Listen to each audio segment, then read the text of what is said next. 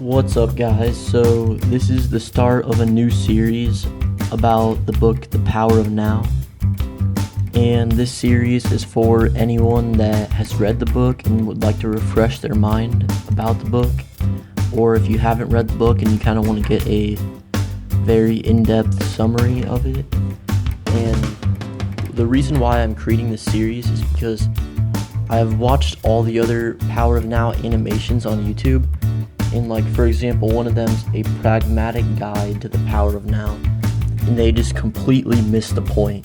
They're trying to say how doing one thing will maybe increase your well-being a little bit, but the ideals and the principles in the power of now are way broader than that, and he's talking about enlightenment here, not just increasing the well-being of your life by a little bit. Therefore, this course is meant to digest and to understand what Eckhart Tolle is talking about in his book, The Power of Now.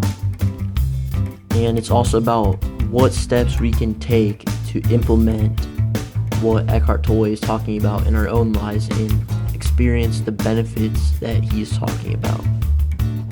So with that being said, let's get started. This is going to be a 10-part series, and I would encourage you to hit the bell icon and the subscribe button to get notified for every new part that I release.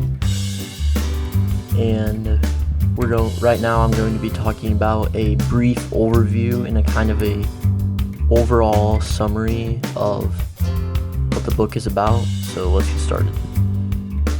First of all, it's important to state that what Eckhart Tolle is getting at is that we shouldn't trust what he's saying, or we should rather we should be skeptical about what he's saying and not just believe it as true because he's enlightened and because he knows everything. No, don't do this. He says, go on the journey yourself, find out for yourself, and only then will you understand what he's saying in this book. But nevertheless, it's good to read about it and to figure out what steps to take in order to discover these things for ourselves.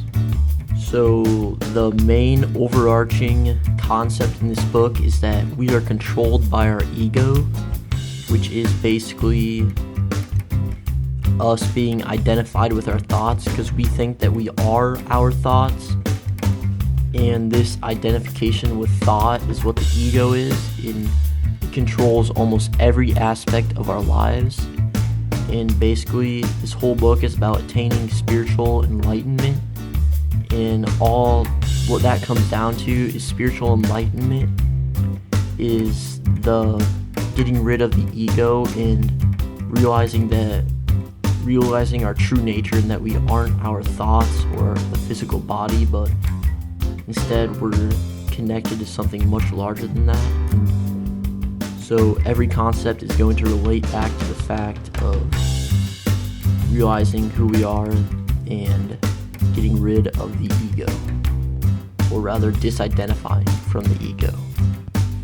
So first of all, he starts out with, how do you know that you are run by the ego and that you've been taken over by your mind?